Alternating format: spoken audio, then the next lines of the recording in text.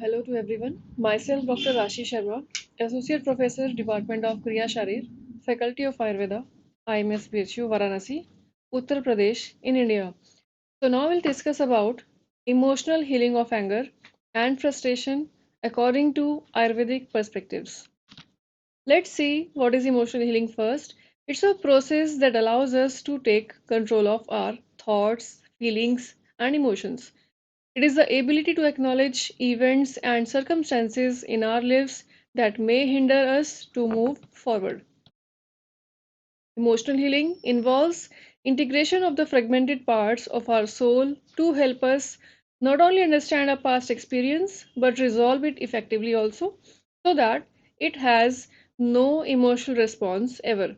With emotional healing, the past traumatic experience will no more control our thoughts, feelings, and emotions, and hence positive change will take place on our deeper soul level. Emotional healing allows us to combat with events and circumstances which have occurred in our lives in our past life.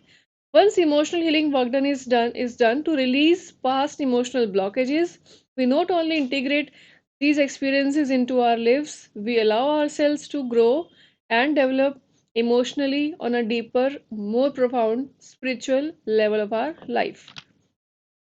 Hence, ultimate goal of emotional healing is to break through from your mental stress, regain your spark and power. Emotional healing helps you to transform your emotional trauma into strength. Ultimately, emotional healing will lead ourselves from previous emotional trauma. It will again help us to regain our spark and power, and hence we are again back with our strength. Now let's see what are triggers for an emotional outbreak. What are the events which actually let emotional outbreak happen once again in our life? So, an event which triggered a past memory at the subconscious level can be difficult for us to understand and to completely comprehend any changes within the body, physically, mentally, and emotionally. We may be reacting to environmental triggers without knowing why we are doing so. We become ill if we react angrily when continuously such devastating words are used in our vicinity.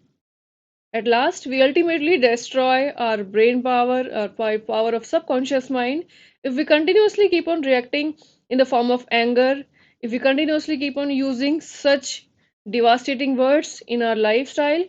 So ultimately, an emotional outbreak will lead to our mental trauma. In our mental state, negative thinking, rage, anger, frustration, etc., and in the emotional state, emotions such as sorrow, anxiety, depression, fear, jealousy, etc., these mental, emotional, and physical patterns relate to our past experiences of life. An emotional memory block can be held in different parts of body. In the physical body, it includes organs, tissues, muscles. These things can be recognized on the behalf of pain, aches, heaviness, and physical distress, such as allergies. It may cause cancer, it may cause chronic fatigue syndrome, some sort of heart problems, some asthmatic conditions, certain types of headaches, migraines, improper digestion, hormonal issues, and further chemical balances can be seen. Emotional healing uncover incidents that happened in childhood or in our previous life which may have no connection to ourselves today. See, it's important to see that in the present scenario, we may not have any kind of connection with past historical emotional upsets, while they act as catalysts in releasing patterns of behavior which are affecting us on a daily basis, reactions which we may or may not be aware of. The memory and emotional impact of past life events are held within the memory of the body and to the trained eye can be seen clearly since they are encapsulated with the aura and chakras. The energy system, namely the chakras and aura, hold the key to unlock such previously experienced traumatic experiences that occurred earlier in our lives. Let's see what is the role of chakras and aura in emotional healing. So, chakra is a Sanskrit word which actually means wheel. Chakras are spinning wheels of energy which correspond to energy points within the body. Apart from the chakras contained within our body, there is a corresponding energy field surrounding the body that is actually known as aura or auric field. The chakras and aura are the human energy system, and it is here that this energy is trapped or blocked. Any blockage, if we pursue, whether it is coming from mind, as in the form of anger, physical in the form of pain, or emotional in the form of sorrow, it causes a fragmentation of the aura, which may appear as broken parts, leakages, holes, or muddy spots around the aura. This fragmentation may have occurred by previous or earlier life experiences and is the actual motivating factor when we react to anything or anyone in our environment. Once the fragmented aura is healed, we are healing not only ourselves physically, mentally, and emotionally, but healing also takes place at our soul level. So ultimately, whenever we just look out for the previous early life experiences according to the aura, we will see that we are actually healing our soul. Once balanced, the person will have no more emotional responses to the situation that caused the trauma. For example, someone who had experienced abuse will no longer feel traumatized, anxious, fearful, guilty, ashamed, emotional, or angry when recalling the abusive incident or when seeing or hearing about similar kind of experiences.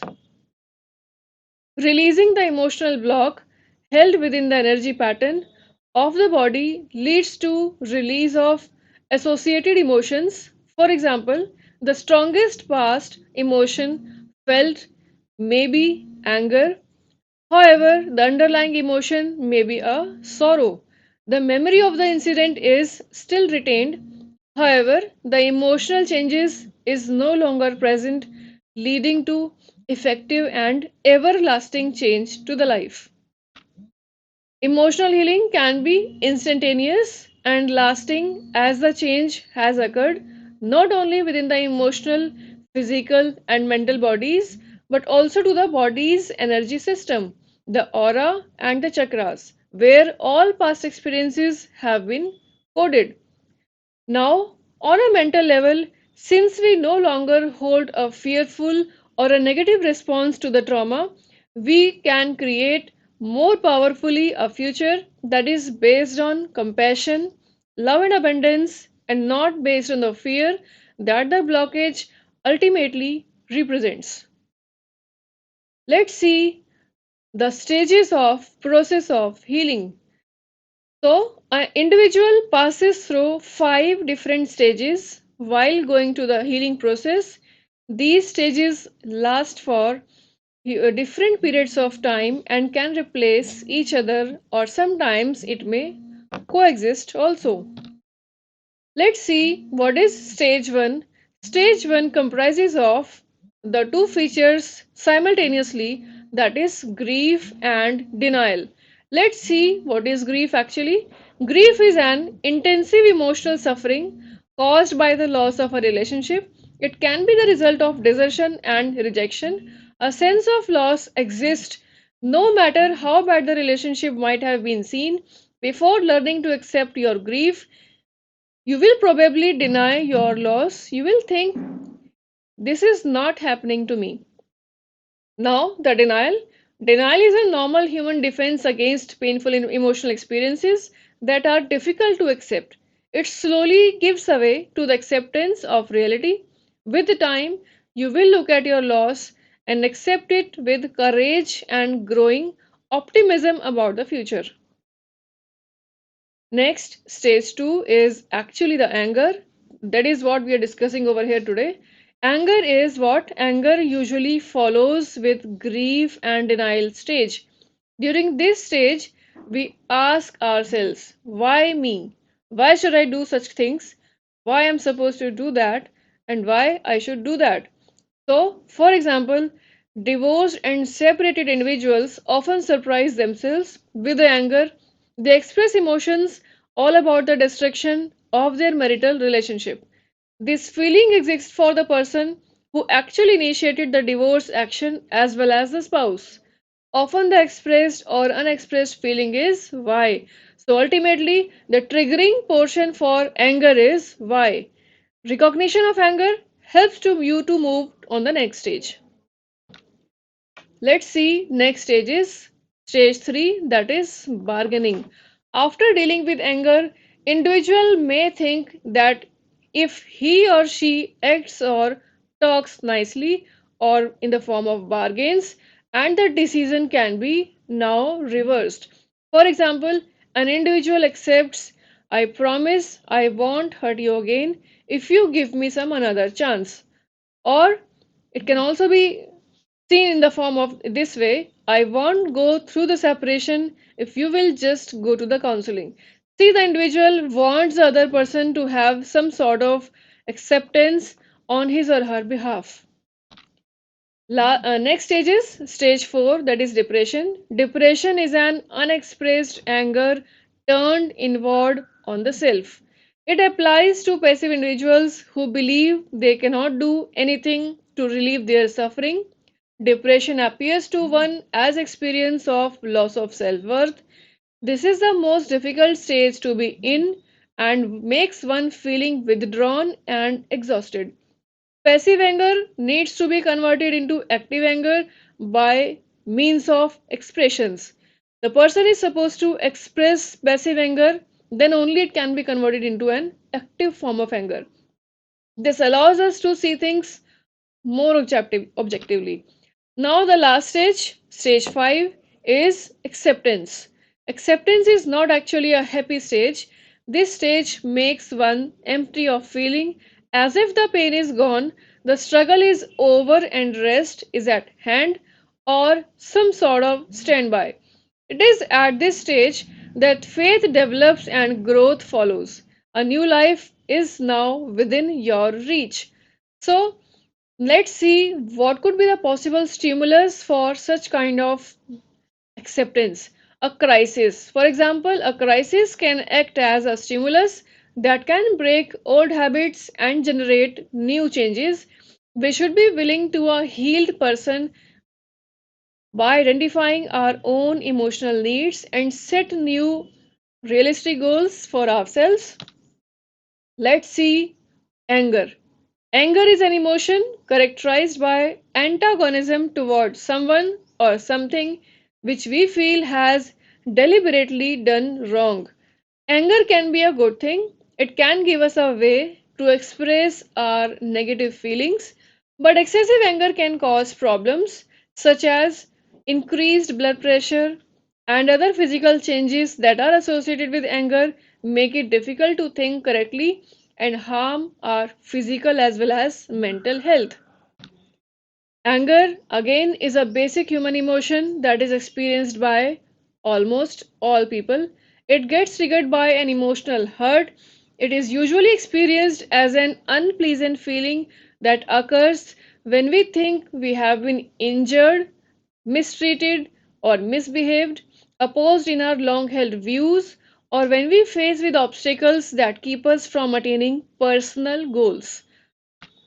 The long-term physical effects of uncontrolled anger may lead to increased anxiety, high blood pressure, and headache. So, anger can be a positive and useful emotion if it is expressed appropriately or within certain limits.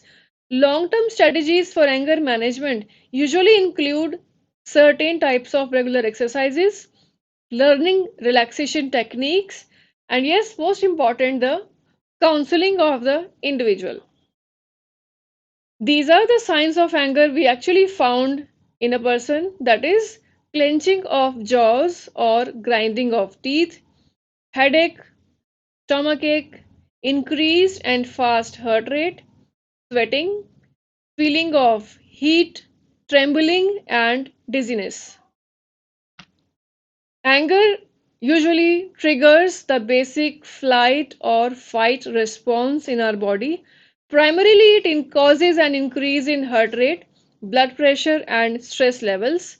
When anger is recurrent and unmanaged, metabolic changes inevitably affect not just our health but overall quality of life is also hampered only because of anger or unmanaged anger. Now let's see what an unmanaged anger can cause in our body. So, unmanaged anger can cause serious ill effects such as heart attack, stroke, digestive problems, anxiety and depression, poor kind of immunity, skin disorders, poor sleep or disturbed sleep, raised blood pressure, migraine. Migraine is definitely a certain type of headache, negative emotions, and at last, complications in pre existing health conditions of the person. Now, another one is frustration. Frustration is an emotional response to some opposition related to anger, annoyance, and disappointment. Frustration arises from the perceived resistance to the fulfillment of an individual's will or goal and is likely to increase when a will or goal is either denied or blocked due to any kind of reason. Let's see anger versus frustration. A feeling of anger or annoyance is caused by being unable to do something. However, the state of being frustrated is something like that causes feeling of anger and annoyance. It is a fact of being prevented from succeeding or doing something.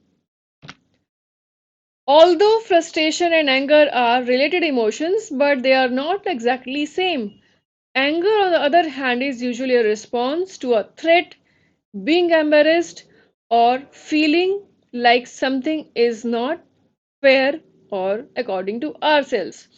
While ongoing frustration leads to anger, which is a more stronger or a powerful emotion. These are the signs of frustration we observe in a person, that is, losing of temper, incessant bodily movements such as tapping of fingers constantly, and perpetual sighing, giving up or leaving, feeling sad or anxious, lack of self confidence, troublesome sleeping, moving towards drugs and alcohol, and irregular eating habits. Now, let's see what our Ayurvedic perspectives say about anger. According to Ayurveda, Pitta type emotions like anger heat up the blood, liver, and heart, creating internal fire or exaggerating heat of the body. They can thereby cause hypertension, that is, raised blood pressure, insomnia, irritability, and other mental as well as nervous imbalances. Now, let's see what Ayurveda can do for management of anger as well as frustration. Ancient tradition of Ayurveda offers the tools of most important thing Sattvavje Chikitsa. Sattvavje Chikitsa is enhancing the Sattva Guna in the individual by different methods. Later on, Rasayana Chikitsa can be done by intake of Rasayana Dravyas and drugs. We can also apply Medhya drugs as well, such as intake of Brahmi preparations, Shankpushpi preparations, the Amalaki preparations, and Medhya Rasayan drugs. Apart from that, pranayama and meditation also bring equanimity and peace to the mind. A regular uh, frequency of pranayama and meditation have proved to enhance peace to the mind and calmness to the mind. It is advised to develop a regular or even daily yogic practice to help fighting with anger or to help to combat anger.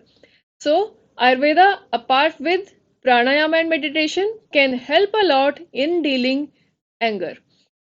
Now, anger is an emotion particularly associated with aggravated pitta dosha, likewise we have discussed before. So, out of the three dosha theory, that is the dosh, Vat dosh, Pitta dosh, and Kapha dosh, anger is associated with aggravated Pitta dosh in the body. So, to control anger, we have to incorporate Pitta controlling measures in our life. For example, we'll have such kind of drugs, such kind of medications which will or may help to pacify pitta dosha in our body. For example, intake of raisins, intake of almonds, intake of ghee regularly can help pacifying pitta dosha in our body. Apart from that, all the characteristic symptoms of Pitta dosha such as Ushna dravyas, Trikshna dravyas, Drava dravyas, Amla dravyas need to be prohibited in our diet, and also we are supposed to change our lifestyle from excessive heat towards cold or colder regions so that aggravated pitta dosha can be pacified on that manner also.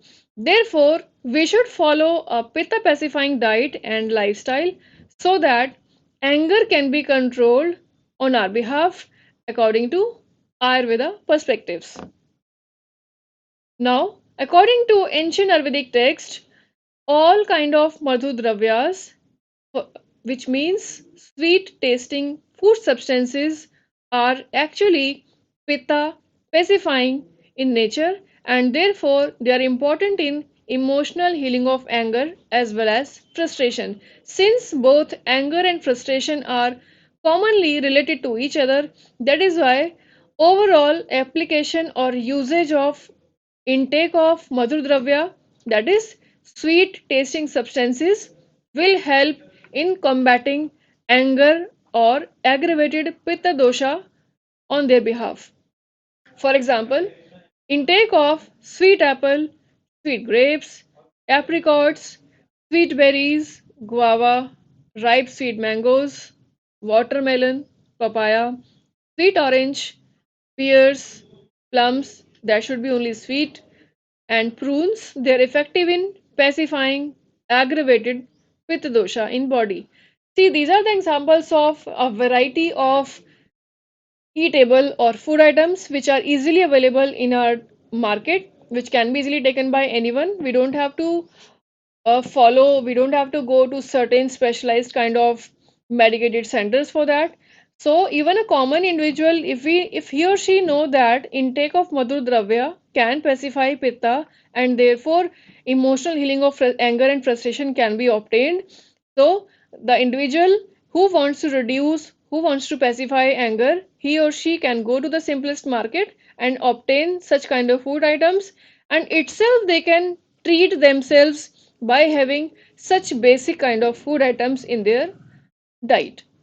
Further, it is also advised to maintain a spiritual diary. See, writing a diary can be helpful in reducing intensity of an anger as per researches done previously on such kind of writing habits. So, while writing habits, we actually express our feelings, we actually express our negative emotions in that notes, in that writing. This actually pacifies our intensity of anger. Anger is reduced or pacified, or least sort of anger is remaining behind while we keep on writing our or express our emotions in a spiritual diary.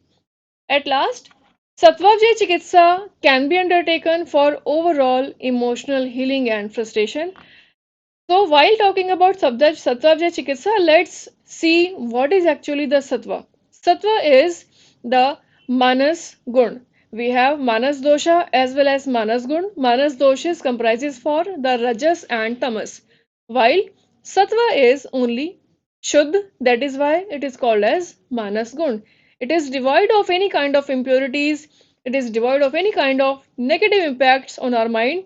So, Sattva is always taken as a purification or purified quality of our mind. So if we continue to increase these purifying, these pure sort of mind habits, qualities of mind can be enhanced on the behalf of Sadhavjay Chikitsa. If somebody is having good willpower, and if we do something to increase that good willpower, it is actually a subset of Sadhavjay Chikitsa for that particular individual.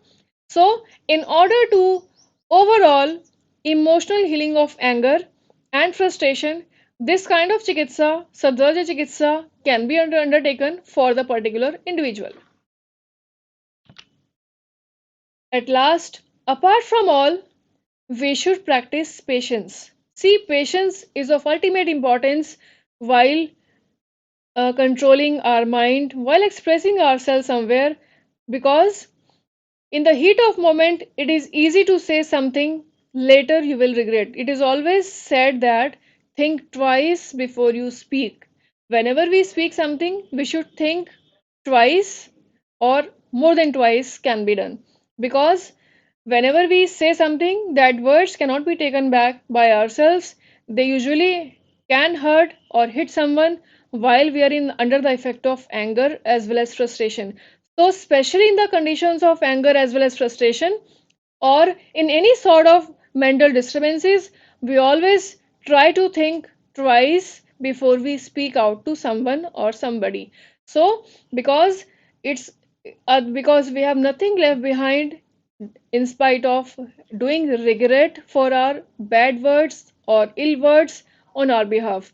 So, in order to prevent ourselves from in the condition of anger and frustration, let's do the thing. We should think twice or thrice while in the control of anger. So we should take a few moments to collect our thoughts before saying anything. This is most important part while doing management of anger and frustration. Apart from Ayurvedic perspectives, although we have pacified our pitta, although we have taken huge variety of sweet substances, we have taken the madhur dravyas, we have taken the medhya drugs, we have taken the Brahmi, Shankpushpi, the Mandukparni, as well as, but if we are not controlling our thoughts, if we are not controlling our mind speech, it is all, they will all go in vain. All right, it means the previous regimen which we have understood before, they will all go useless if we are not controlling our thoughts before saying anything. So, we need to take a few moments every time to collect our thoughts, to recall our thoughts before saying anything. Because we can, before saying anything, we can correct ourselves to uh, profusely say something which may go wrong in our future perspectives. So let's summarize our today's presentation on my behalf, that is emotional healing of anger and frustration according to Ayurveda perspectives. Once we need to understand what is actually emotional healing, then we need to understand what emotional healing actually do for ourselves, what emotional healing can be, how can be it be achieved on the basis of chakras and the aura and or the auric field, in what manner we actually refine ourselves while doing emotional healing. Further, we need to see that what is actually anger, what is actually frustration, although the two terms usually resemble, or they may be undertaken in the form of synonyms, but somehow frustration is different from anger in some sort of language. So we need to differentiate between anger as well as frustration.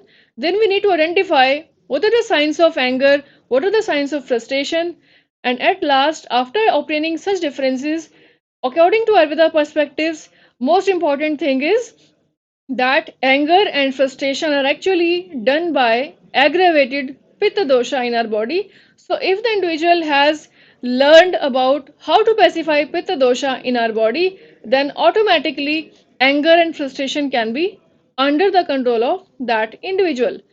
So, it is of utmost success that at the end of today's presentation, the individual is able to learn that Pitta dosha, how to pacify Pitta dosha.